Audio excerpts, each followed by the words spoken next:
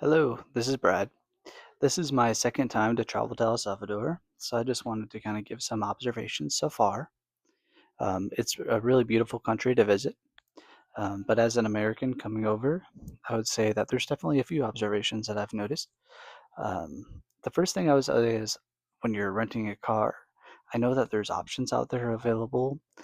They say that when you rent it from the airport, that you have to buy their insurance.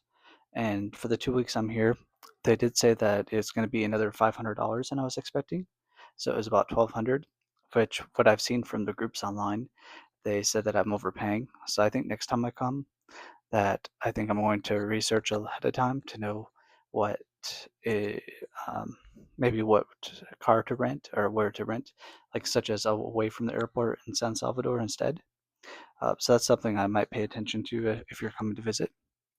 Now, in addition to that, I would say it is a really beautiful country to visit. Like there's a lot of nature, especially during the 6 months of year from the like January through May or so. It's very sunny and hot and tropical. So that means it's going to be from like the high 60s Fahrenheit to maybe the 90s, depending on the time of day. So it's colder at night and then it warms up throughout the day. And it's very beautiful when you're out exploring, but you might want to plan for being indoors during the middle of the day or being able to drink lots of water or slushies that they sell all over the place, shaved ice. Um, I would say that during this trip, I really enjoyed going to the beach in La Libertad. There, they've always had a lot of tourism, so they have the infrastructure really built up, and there's more English spoken. For me, I'm bilingual, so I mean, it doesn't it's not a deal breaker because I've got to know this country pretty well from my spouse, and it's and being able to kind of explore with the family has been really interesting to kind of get both perspectives from a local perspective as well as from a foreign perspective. And I would say being a part of the expats from El Salvador has really helped on Facebook too, to kind of get to know different tips and tricks. Um, but again, just kind of sharing my own experience. You can drive with American license for up to like 30 days, I think. I would double check ahead of time before coming. But it is a little bit strange maybe the first time that you drive here because people don't always follow the rules. It's kind of like a free for all. Like whenever you're trying to merge into traffic, it's a first come first serve, and they say that they as in the locals say that you need to beep your horn to let them know what you're doing if you want to go, um, just because that's part of it. That it is, and then there's also a lot of like motorcycles or mopeds that go between the car lanes. So if you're not used to that, it's something that to just kind of know ahead of time when you're coming. And also sometimes the lanes can be very tight because the cars are smaller here. So you have to have a really good spatial depth when you're driving.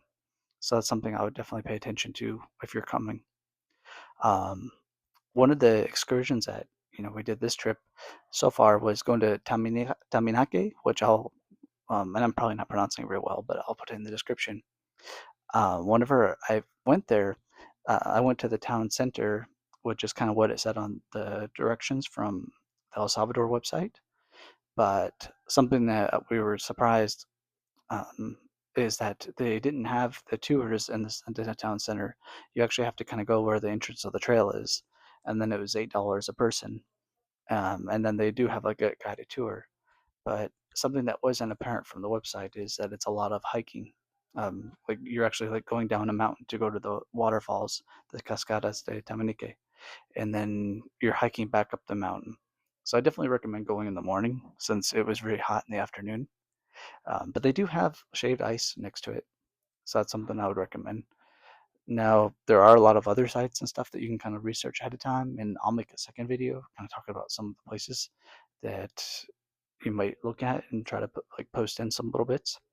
I would say definitely get a feel for the culture though, like especially when you're going in for like the towns, go to the market. It's very it kind of gives you a feel for like the local culture when when you go to the local markets. And that's something I would say like in any Latin American country, it's kind of neat to see the local markets versus going to the the grocery store that tends to be more Americanized. So that's something that you might kind of check out. The dollar is very strong here, and they do use the American dollar. So that's something to know when you're coming, that you can just pull out cash ahead of time because a lot of places won't accept card, but especially if they're like local places. But the bigger chains places or bigger restaurants, they do accept credit card. So that's something good to know. Um, and what else? I would say that the water situation is kind of good to have awareness. A lot of places don't have running water constantly, so they'll have tanks. Like houses will have a tank at their house where they store the water. So you might just kind of be conscious of that whenever you're using water. That at like an Airbnb or a place that you're staying, just to know that the water doesn't run continuously. They might fill up the tanks like once every few days or even up to once every couple of weeks. So it's just kind of good to be mindful about the water usage. Um, Other questions that people might ask. Just I think that kind of covers most of it for now. But but yeah, I would say if you have questions in the comments, or you can leave them in the comments, and I think that could be good for making more videos, especially about life in El Salvador. Um, and like I say, for me, this is just my second time visiting, but I do plan to come back and to kind of, especially as like developing this house and stuff that my spouse has, and kind of seeing a little bit more of the culture. I think it's kind of a fascinating topic, and it's a lot safer right now for people to travel to. So it's definitely something that you might kind of look at on your bucket list. I'll try to include some clips throughout the video as well of local places. Thank you.